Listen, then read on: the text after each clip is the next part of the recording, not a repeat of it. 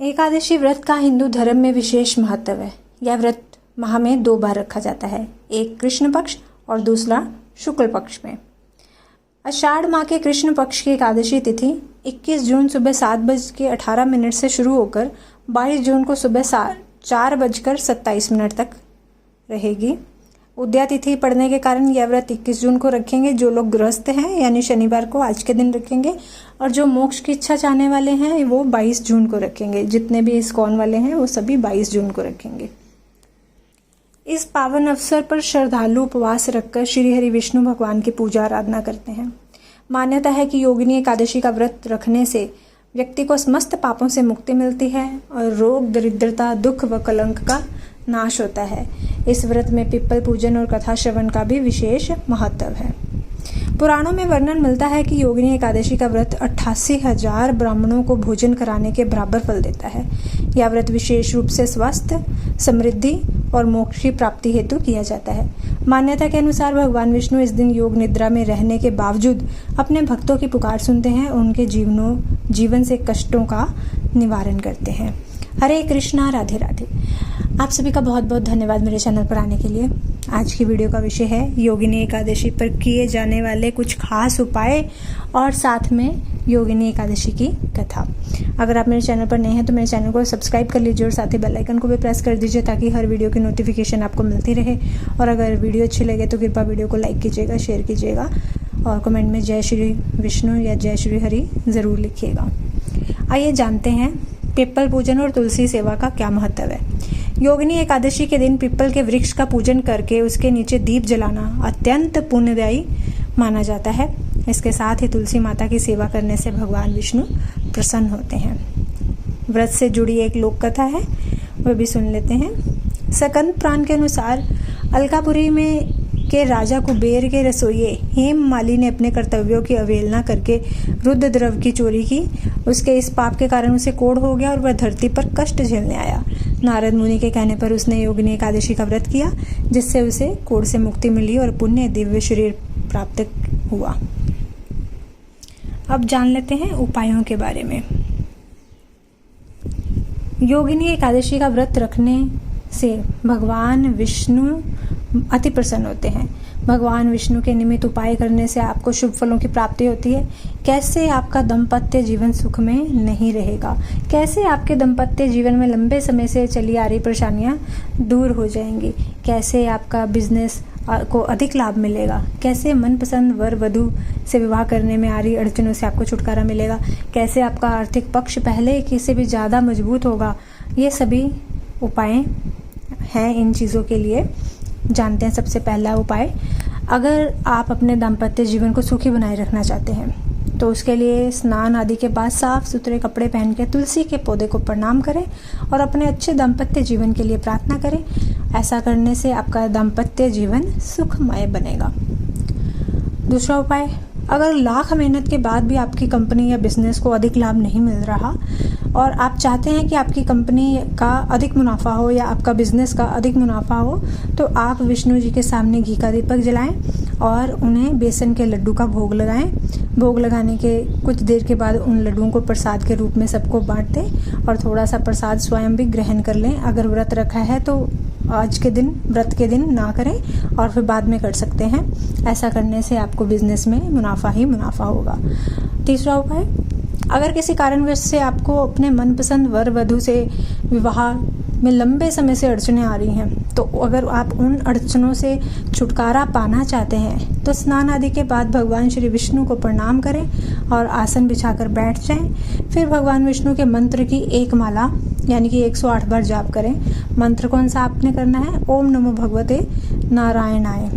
इस मंत्र की माला का जाप करें। जाप पूरा होने के बाद भगवान को सफ़ेद फूल आपने अर्पित करने हैं। ऐसा करने से मनपसंद वर या वधु से विवाह में आ रही सारी अड़चनें जल्दी ही समाप्त हो जाएंगी। चौथा उपाय, अगर आप अपने आर्थिक पक्ष को पहले से भी ज़्यादा मजबूत करना चाहते हैं तो व्रत वाले दिन स्नान आदि के बाद पीले रंग के वस्त्र पहने। अगर आपके पास पहनने के लिए पीला वस्त्र नहीं है तो आप कोई भी वस्त्र पहन सकते हैं। उसके बाद आप अपने पास एक पीला रुमाल रख सकते हैं या कोई पीले रंग का छोटा सा कपड़ा रख सकते हैं। ऐसा करने से भगवान विष्णु अति प्रसन्न होते हैं और आपको आपका आर्थिक पक्ष पहले से ज़्यादा मजबूत होगा। 5वां उपाय, अगर आपकी कोई इच्छा लंबे समय से अधूरी है और आपके किसी कार्य में बहुत बाधा आ रही है तो भगवान विष्णु की पूजा के समय दक्षिणावर्ती शंख में जल भरकर रख दें, गंगा जल भरकर रख दें तो और भी अच्छा होगा। और पूजा समाप्त होने के बाद भगवान विष्णु के चरणों का आशीर्वाद लेकर शंख में रखे हुए गंगा जल को प्रसाद के रूप में ग्रहण करें। आज के दिन यानी व्रत के दिन ऐसा करने से आपकी लंबे समय से अधूरी इच्छा पूरी होगी और आपके कार्य बनने लगेंगे। 6वां उपाय, अगर आपके बच्चों का पढ़ाई में मन नहीं लगता है और पढ़ाई में उसमें अच्छे मार्क्स नहीं आते हैं, अच्छे अंक नहीं लेकर आ पा रहे हैं, तो स्नान आदि करने के बाद भगवान विष्णु की श्री धूप दीप से उनकी पूजा करें और विधि पूर्वक पूजा करके उनका आशीर्वाद लें, मन में उनसे प्रार्थना करें और धीरे धीरे से फिर आपके बच्चों का मन पढ़ाई में लगने लगेगा और उनके अंक भी अच्छे आने लगेंगे। 7वां उपाय, अगर आप किसी सरकारी नौकरी में कार्यरत हैं और आपका प्रमोशन रुका हुआ है, प्रमोशन पाने के लिए विष्णु भगवान और माँ लक्ष्मी की मूर्ति या तस्वीर को मंदिर में एक पीले रंग के कपड़े पर आपने रखना है और उनकी नियमित रूप से पूजा करनी है। और भगवान के सामने आप एक अक्षी नारियल, ये एक खास तरह का नारियल होता है, पूजा सामग्री की दुकान से आसानी से मिल जाता है। एक अक्षी नारियल आपने रखना है और भगवान से आपने आशीर्वाद लेना है, उनसे आपने प्रार्थना करनी है अपने प्रमोशन के लिए। और पूजा जब समाप्त हो जाए तो विष्णु भगवान और माँ लक्ष्मी की मूर्ति या तस्वीर को वहीं मंदिर में ही रखा रहने दें और एक अक्षी नारियल को आप अपने तिजोरी में अपने पास रख सकते हैं। फिर ऐसा करने से आपको नौकरी में जल्दी ही प्रमोशन होगा और आपकी जो भी समस्याएं हैं उनका निवारण भी होगा। 8वां उपाय, अगर आप सरकारी नौकरी की परीक्षाओं की बहुत दिनों से तैयारी कर रहे हैं और आपको सफलता नहीं मिल पा रही है तो भगवान विष्णु को एक जटादार पानी वाला नारियल अर्पित करें। ये आम नारियल होता है। फिर उसे वहाँ पे कुछ टाइम के लिए पड़ा रहने दें। जब आपने अर्पित कर दिया तो उसको कुछ समय के लिए वहीं पर रहने दें और थोड़ी देर के बाद आपने वहाँ से उठाना है, उसको फोड़कर उसकी गिरी निकालनी है और परिवार के सदस्यों में बांट लेनी है और खुद भी खा लेना है उसे। और जो नारियल में से पानी निकलता है वो भी प्रसाद के रूप में आप ग्रहण कर सकते हैं। और ऐसा करने से आपने प्रार्थना जरूर करनी है, अपने जो भी आपके कार्यों के बीच में रुकावटें आ रही हैं, आपको सफलता चाहिए, उनके लिए प्रार्थना जरूर करनी है। जब भी आपने प्रसाद ग्रहण करना है प्रार्थना करते हुए करें और फिर ऐसा करने से सरकारी नौकरी की जो भी आपकी परीक्षाएं हैं उसमें आपको सफलता जरूर मिलेगी। 9वां उपाय, अगर आपके जीवन साथी के साथ रिश्ते अच्छे नहीं बन पा रहे हैं, उनका व्यवहार आपके प्रति अच्छा नहीं है, तो भगवान विष्णु के मंदिर में जाकर शहद की शीशी का दान करें और भगवान के आगे घी का दीपक जलाकर भगवान विष्णु के मंत्र का 11 बार जाप करें। 21 बार करें, जितना आप कर सकते हैं उतना करें। अगर एक माला कर सकते हैं और भी अच्छा है। मंत्र कौन सा आपने जाप करना है? ओम नमो भगवते नारायणाय, ये मंत्र का आपने जाप करना है और प्रार्थना करनी है। फिर आपके जीवन साथी के साथ जो रिश्ते हैं अच्छे होने लगेंगे और आपके प्रति उनका व्यवहार जो है वो नरम होने लगेगा। 10वां उपाय, अगर आपके बच्चे की तबीयत कुछ दिनों से ठीक नहीं चल पा रही है, उसका स्वास्थ्य अच्छा नहीं है, तो श्री हरि का नाम लेकर एक साबुत हल्दी की गांठ लेकर पानी की सहायता से पीस लेनी है। अब पीसी हुई हल्दी का टीका बच्चे के माथे पे गर्दन के बीचों बीच लगाना है आपने और ऐसा करने से आपके बच्चे का स्वास्थ्य जल्दी ही बेहतर होगा। ऐसा करते हुए भगवान से प्रार्थना जरूर करें अपने बच्चे के स्वास्थ्य के लिए, आपको अवश्य ही लाभ होगा। 11वां उपाय, अगर आप अपने पारिवारिक जीवन में खुशहाली लाना चाहते हैं तो उसके लिए भगवान को पीले ताज़ा फूलों की माला बनाकर भगवान विष्णु के मंदिर में चढ़ाएं व्रत वाले दिन। साथ ही भगवान को चंदन का तिलक भी लगाएं। ऐसा करने से आपके पारिवारिक जीवन में खुशहाली बनी रहेगी।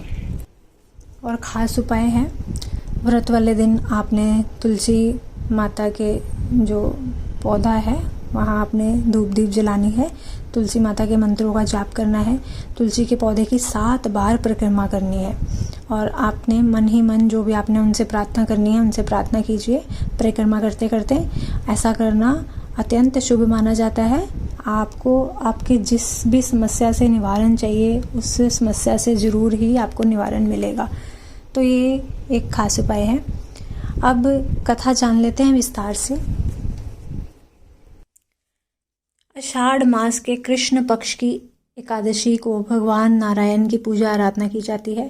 श्री नारायण भगवान विष्णु का ही एक नाम है, अतः अन्य एकादशियों के समान ही भगवान विष्णु अथवा उनके लक्ष्मी नारायण रूप की पूजा आराधना करें और दान आदि की क्रियाएं पूर्ण करें। इस एकादशी का व्रत करने से संपूर्ण पापों का क्षय होता है और पीपल का पेड़ काटने जैसे महापाप तक से मुक्ति मिल जाती है। किसी के दिए हुए शाप तक का निवारण हो जाता है योगिनी एकादशी का व्रत करने से। इस व्रत को करने वाला इस लोक में सभी सुखों को भोगकर अंत में मोक्ष को प्राप्त करके हरि चरणों में निवास प्राप्त करता है, ऐसा शास्त्रों का कथन है। धर्मराज युधिष्ठिर ने भगवान श्री कृष्ण से कहा कि हे माधव, अब आप कृपा करके मुझे आषाढ़ मास के कृष्ण पक्ष की एकादशी के महात्म, विधि विधान आदि को इसके नाम सहित बतलाइए। इससे आगामी पीढ़ियां इस एकादशी के बारे में शास्त्र सम्मत जानकारियां प्राप्त कर सकेंगी। भक्त वत्सल भगवान श्री कृष्ण बोले कि हे राजन, आषाढ़ मास के कृष्ण पक्ष की एकादशी का नाम योगिनी एकादशी है, समस्त पापों का क्षय करने वाली और इस लोक में सभी सुख और अंत में मोक्षदायक है। इस एकादशी का व्रत, योगिनी एकादशी का व्रत करने से देवताओं के दिए गए शाप तक से मुक्ति हो जाती है। पुराणों में वर्णित एक कथा मैं आपको सुनाता हूँ, आप उसे ध्यानपूर्वक सुनिए। स्वर्गलोक में इंद्र की अलकापुरी नामक अत्यंत भव्य और रमणीक नगरी है। इसमें यक्षों का राजा कुबेर एक भवन में रहता था, भव्य भवन में रहता था। कुबेर प्रबल शिव भक्त था और प्रतिदिन प्रातःकाल शिवजी की पूजा आराधना किया करता था। हेम नामक एक माली प्रतिदिन पूजा के लिए मानसरोवर के फूल लाकर कुबेर के यहाँ पहुंचाया करता था। हेम माली की पत्नी का नाम विशालाक्षी था। अप्सराओं के समान सुंदर, अत्यंत गुणवती और महान पतिव्रता थी हेममाली की पत्नी विशालाक्षी। हेममाली अर्धरात्रि में फूल लेने मानसरोवर जाता और सुबह वहां से फूल लाकर राजा कुबेर के यहाँ पहुंचता। एक दिन वह मानसरोवर से पुष्प तो ले आया, परंतु कामातुर होने के कारण मार्ग में ही अपने घर रुक गया और पत्नी के साथ हास्य विनोद और रमण करने में तल्लीन हो गया। जब दोपहर तक कुबेर के पास पूजा के फूल नहीं पहुंचे तो कुबेर ने अपने सेवकों को कारण पता करने के लिए हेममाली के घर भेजा। सेवकों ने राजा कुबेर को आकर बताया कि वह पापी तो काम के वशीभूत होकर अपनी स्त्री से हास्य विनोद और रमण करने में लगा है। यह सुनकर कुबेर ने क्रोधित होकर हेममाली को बुलाकर लाने की आज्ञा दी। हेममाली भय से कांपता हुआ कुबेर के सामने उपस्थित हुआ। उसे देखकर क्रोध के मारे कुबेर के नेत्र लाल हो गए और फिर कहने लगा, अरे पापी, नीच, कामी, तूने मेरे पूजनीय, ईश्वरों के भी ईश्वर श्री शिवजी महाराज का अनादर किया है, इसलिए मैं तुझको शाप देता हूँ कि तू स्त्री का वियोग सहेगा और मृत्युलोक में जाकर कोढ़ी होगा। कुबेर के शाप के कारण वह माली स्वर्ग से पृथ्वी पर जा गिरा और उसी क्षण कोढ़ी हो गया। मृत्युलोक में आकर हेममाली ने घोर कष्ट भोगे, भयानक जंगलों में बिना अन्न और जल में भटकता रहा। रात्रि को निद्रा भी नहीं आती थी, परंतु शिवजी की पूजा के प्रभाव से उसको पिछले जन्म की स्मृति का ज्ञान अवश्य रहा। घूमते घूमते एक दिन वह मार्कंडेय ऋषि के आश्रम में पहुंचा।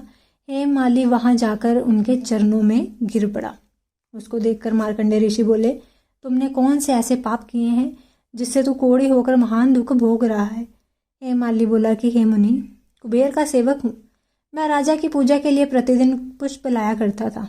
एक दिन अपनी स्त्री के साथ विहार करते करते देर हो गई और दोपहर तक पुष्प लेकर ना पहुंचा तो उन्होंने मुझे श्राप दिया कि तू अपनी स्त्री का वियोग सहते हुए मृत्यु लोक में जाकर कोढ़ी बनकर दुख भोग। इससे मैं कोढ़ी हो गया हूँ और महान कष्टों को भोग रहा हूँ। आप कोई ऐसा उपाय बताइए जिससे मेरी मुक्ति हो। हेममाली की यह व्यथा सुनकर ऋषि बोले कि तूने मेरे सम्मुख सत्य वचन कहे हैं, इसलिए मैं तेरे उद्धार के लिए एक व्रत बताता हूँ। यदि तू आषाढ़ मास के कृष्ण पक्ष की योगिनी एकादशी का विधि पूर्वक व्रत करेगा तो तेरे समस्त पाप नष्ट हो जाएंगे। इस पर हेममाली बहुत प्रसन्न हुआ और मुनि के वचनों के अनुसार योगिनी एकादशी का विधि पूर्वक व्रत किया, जिसके प्रभाव से वह फिर अपने पुराने रूप में आ गया और अलकापुरी पहुंचकर अपनी स्त्री के साथ आनंद पूर्वक रहने लगा। हे राजन, इस योगिनी एकादशी की कथा पढ़ने और सुनने का फल ही 88 सहस्त्र ब्राह्मणों के भोजन करने के बराबर है, जबकि इसके व्रत करने पर तो समस्त पाप दूर होकर अंत में स्वर्ग की प्राप्ति होती ही है। बोलिए श्री विष्णु भगवान की जय, एकादशी मैया की जय। अगर मेरी जानकारी आपको अच्छी लगे तो कृपया वीडियो को लाइक कीजिएगा, शेयर कीजिएगा। मिलती हूँ अपनी अगली वीडियो के साथ, तब तक के लिए सभी को हरे कृष्णा, राधे राधे।